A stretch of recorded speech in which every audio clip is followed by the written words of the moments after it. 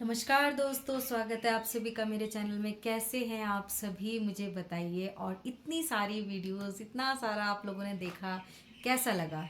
क्या इम्प्रूवमेंट आप में आया?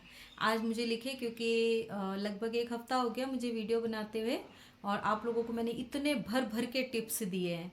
तो मतलब जब मेरी पहली वीडियो आपने देखी थी तब से अब तक आपको कितना इम्प्रूवमेंट लगा? आपके अंदर क्या चेंजेस आए? प्लीज़ मुझे लिखिएगा। इससे क्या होगा ना, मुझे भी रिव्यू मिलेगा और मैं कुछ नई नई चीज़ें आपके लिए लेकर आऊँगी। अच्छा, अभी मैं बात करना चाहूँगी, एक मेरे पास कमेंट आई है कि अगर हम प्रैक्टिस सेट लगाते हैं तो उसमें कितने प्रश्न सही होने चाहिए, है ना? आप लोग के मन में ये जिज्ञासा है। देखो, कोई भी एग्ज़ाम हो, किसी भी सब्जेक्ट का, ठीक है? मैं यहाँ हिंदी की ही केवल बात नहीं कर रही हूँ, मैं कॉमन एक आपके सामने बात कर रही हूँ कि किसी भी सब्जेक्ट का अगर आपका एग्ज़ाम है तो सबसे पहले आप उसके पीवाईक्यू ज़रूर ले लीजिए। और मेरे पास दो कमेंट पे मैं बात करूंगी। एक तो आपने जब कोर्स लिया है ऑनलाइन तो क्या किताबें पढ़ने की आवश्यकता है? और अगर हमने किताब नहीं पढ़ना है, कोर्स से ही पढ़ना है जो आपने ऑनलाइन परचेज किया है, तो फिर आप कैसे मतलब ये जांच सकते हैं कि उसमें आप स्कोर कर पाएंगे कि नहीं कर पाएंगे? हम इस टॉपिक पे अभी बात करने वाले हैं, तो पूरा वीडियो में मेरे बने रहिएगा। सबसे पहले चैनल को सब्सक्राइब कीजिए, वीडियो को प्लीज़ लाइक कर दीजिए, और मुझे बताइएगा ज़रूर अपने इम्प्रूवमेंट के बारे में। मैं खुद एक्साइटेड हूँ जानने के लिए कि क्या मेरी जड़ी बूटियाँ आपको दवाई के रूप में काम कर रही हैं कि नहीं कर रही हैं भाई। तो आप ही लोग मुझे लाए हो चैनल पे, तो आपका बताना तो फर्ज बनता है, और मुझे एक ग्रोथ मिलेगा कि मैं आगे और भी चीज़ें आपके लिए लाऊं। सबसे पहले हम बात करते हैं कि जैसे कि मैंने आपको एक वीडियो में बताया भी है कि अगर आप किसी कोर्स को पढ़ रहे हैं और आप सोचते हैं कि मैं बुक पढूं या नहीं पढूं, तो आप इसकी जांच खुद कर सकते हैं। आप जो कोर्स पढ़ रहे हैं और उसके साथ का पीडीएफ पढ़ रहे हैं, उसके बाद आप अपने सब्जेक्ट का पीवाईक्यू जो आपके सिलेबस में लगा हुआ है, ठीक है, पीवाईक्यू भी हो सकता है या प्रैक्टिस सेट भी हो सकता है। प्रैक्टिस क्वेश्चंस बनाते हैं ना आपके लिए, जिस तरह का आपका एग्जाम होना है, चाहे एलटी का हो। देखिए, एलटी का कितने नंबर का आएगा आपका? 90 नंबर का होगा हिंदी। और यूपीटीजीटी आपका 125 नंबर का होगा हिंदी का। उसी तरह से जीडीसी का 90 नंबर का होगा। तो ऐसे आप ना समझ लो कि कितने कितने नंबर का, जीडीसी का 90 नंबर का होगा, एलटी का आप देख लीजिए कितने मार्क्स का होगा। तो उसी हिसाब से आप लगाइए। अब मैं आपको एक उदाहरण देती हूँ कि मान लीजिए आप यूपी टीजीटी और पीजीटी में बैठ रहे हैं, ठीक है। वहां पे 125 क्वेश्चन आते हैं। आपने 125 क्वेश्चन को प्रैक्टिस लगाना है घर में बैठ के। टाइम घड़ी में सेट कीजिए और उसको लेकर बैठिए। आप ये सोचिए कि मैं घर में नहीं हूँ, एग्जामिनेशन सेंटर में हूँ, तब मैं कैसे काम करूंगी या करूंगा। आपने 125 क्वेश्चन लगाए। देखिए, अब आपका सवाल है कि मैम कितने क्वेश्चन सही होने चाहिए जिससे कि हमें पता चले कि हमारा क्रैक हो जाएगा। तो अगर हम लोग घर में लगा रहे हैं ना, तो पता नहीं आपको ज्यादा लगेगा, लेकिन मैं मानती हूँ कि 125 में से 118, 119, 120 आपका होना चाहिए। मिनिमम 115 आपका लगना चाहिए। तब आप समझो कि आप क्रैक कर सकते हो। वैसे मुझे सेटिस्फेक्शन तब होता था जब 120 में से 122, 123 लगते थे। ठीक है, 125 में से, सॉरी, 125 में से 122, 123 लगने चाहिए। तो तब मानिए कि हम तैयार हैं। ठीक है ना? तो सेटिस्फेक्शन तो तभी आएगा जब आपके 125 में से 120, 21, 22, 23 लगेंगे। मिनिमम 115 तो लगने चाहिए। अब आप ये मत सोचिएगा कि 80, 90 अगर आपका हो रहा है तो फिर बहुत अच्छा स्कोर हो रहा है।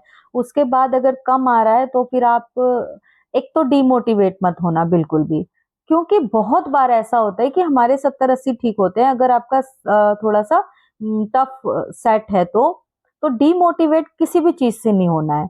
उसको इम्प्रूव करने के बारे में सोचना है कि अगर मान लीजिए मैंने प्रैक्टिस सेट लगाया और मैंने अभी आपको बता दिया कि भाई उसमें आपके 115 आने चाहिए, 120 आने चाहिए। अब आप प्रैक्टिस सेट लगा रहे हो, उसमें आप क्या आ रहे हैं, 105 या 90। तो पता चला कि आप डिमोटिवेट होकर सिर पकड़ के बैठ गए। ये तो बिल्कुल भी नहीं करना है। तो ये मैं पता है क्यों बता रही हूँ, क्योंकि अगर हम टारगेट लेंगे ना 110 का या 100 का, तो वहां एग्जाम में जाके ना फिर वो 80, 90 पे चला आएगा। अगर हम टारगेट बनाएंगे 122 हमारे, 123 हमारे ठीक हो रहे हैं या 120 हमारे ठीक हो रहे हैं, तब जाके हम मेरिट तक समझ लीजिए पहुंच पाते हैं।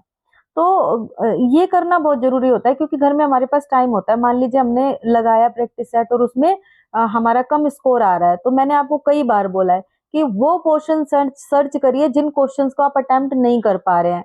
पाश्चात्य काव्य शास्त्र का हो सकता है, काव्य शास्त्र का हो सकता है, या मान लीजिए शिक्षा शास्त्र का हो सकता है।